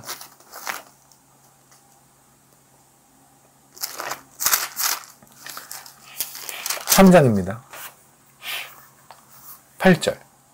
또 하나님이 이방을 믿음으로 말미암아 의로 정하실 것을 성경이 미리 알고 먼저 아브라함의 복음을 전하되, 하나님은 아브라함에게 복음을 전하셨다고요. 아브라함이 길을 떠났잖아요. 창세기에 보면 그게 그냥 가라, 영문도 없이 그냥 귀신에 홀린 것처럼 떠난 게 아니라 하나님이 복음을 전하셨다고요.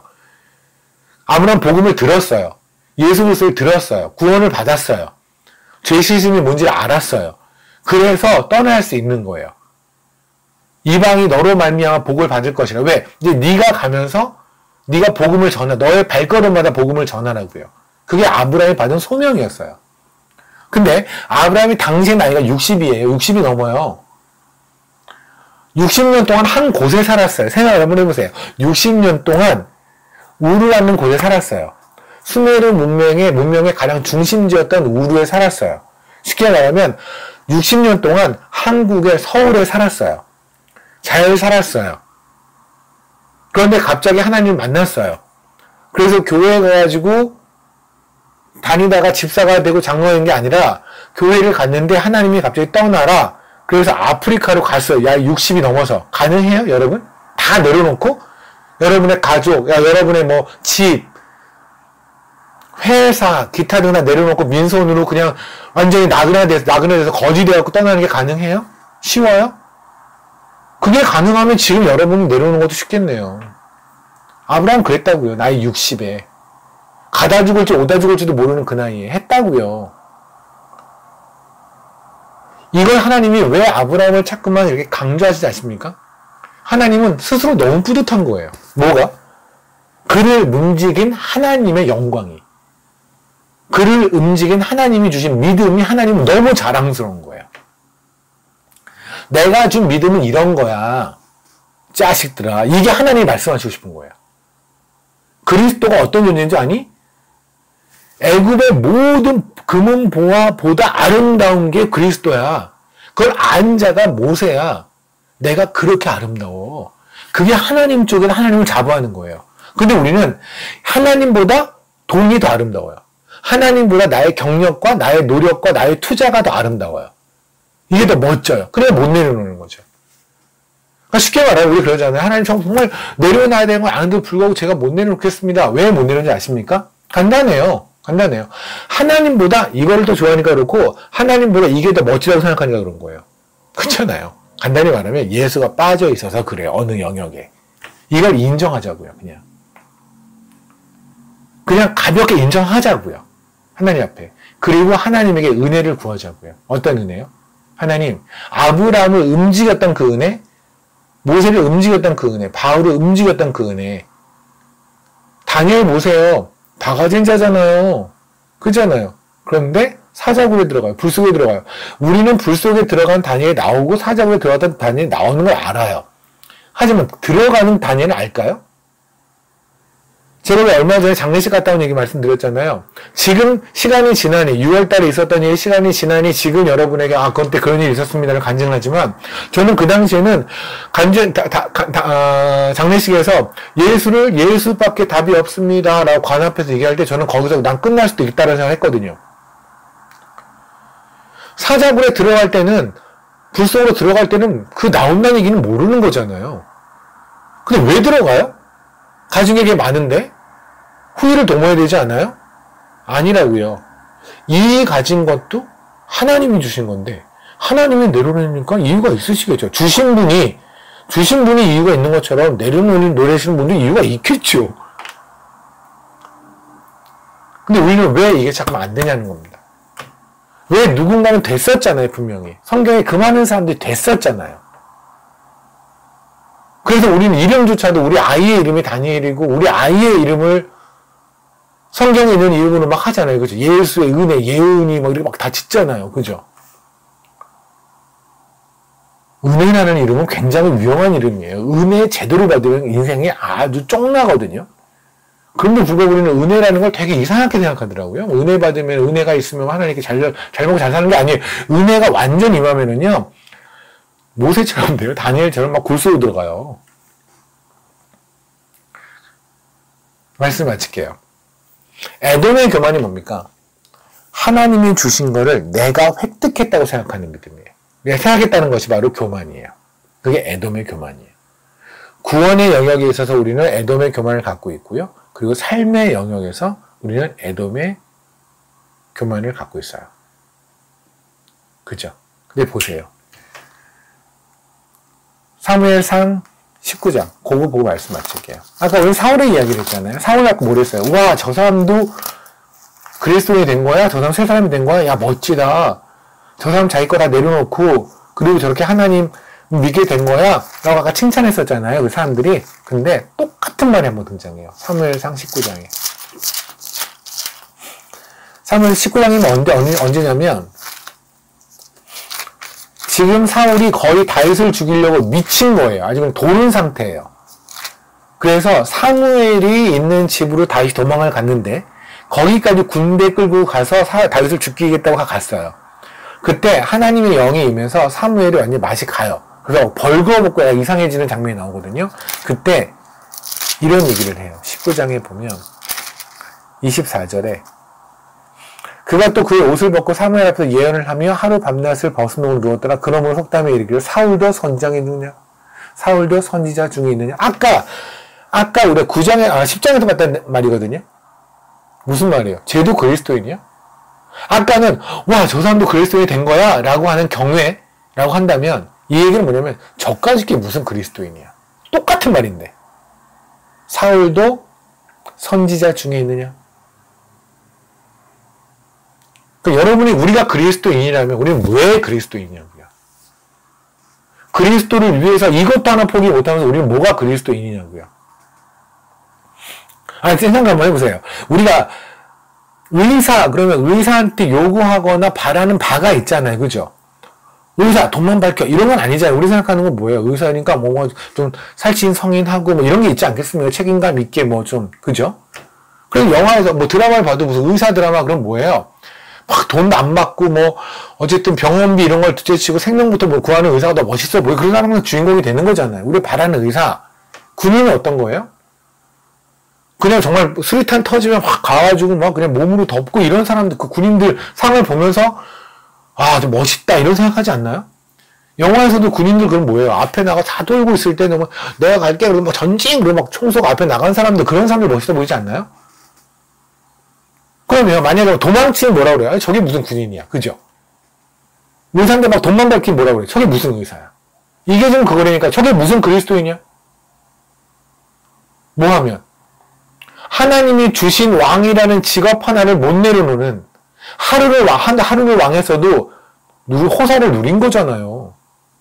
하루를 살았어도 호사를 누린 거잖아요. 원래 죽었어야 되는 건데. 근데 그거를 못 내려놓는 저게 무슨 그리스도인이야? 이거예요. 우리 그리스도인입니다. 그러면 그리스도인다워야 돼요. 그죠? 군인이 군인답다고 우리가 생각하는 것처럼 어떤 사람이 엄마가 자식을 케어하지 않으면 우리가 저게 무슨 엄마야 이러잖아요. 그럼 여러분은 왜 그리스도인이세요?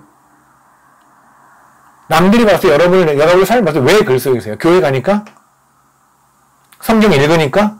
찬송가 부르니까? 그래서 그리스도인이세요? 아니면 진짜 그리스도를 위해서 모든 수모를 받고 그래도 괜찮을 만큼 나는 사니까 그리스도인이세요? 그리스도인 합시다. 에돔의 교만, 우리 삶의 영역에 있는 거 다 포기하고, 아프고 쓴 얘기지만 저도 그렇게 살겠습니다. 같이 그렇게 삽시다. 포기하고 그냥 그리스도인만 제대로 합시다. 그럼 나중에 주님 앞에 가면, 주님 앞에 갔을 때는 이 땅에 있던 모든 직책, 직업, 소용없잖아요. 주 안에 있었니? 그리스도인이었니? 아니었니? 그것밖에 중요하지 않지 않습니까? 그죠? 그렇게 살면 좋겠습니다. 기도하시겠습니다. 주님 감사합니다. 오늘 주님 알려주신 에돔의 교만, 구원의 영역에서의 에돔의 교만과 삶의 영역에서의 에돔의 교만, 우리가 저희 누구 한 명도 거기서 자유로울 수 없었음을 주님 고백합니다. 주님 축복해 주시고 그러셔서 저희가 진정 은혜로만 살고 있다는 것을 모든 영역에서 인정하는 자를 되게 축복해 주십시오. 그래야 할 주님을 기대합니다. 예수님 이름 기도드렸습니다. 아멘.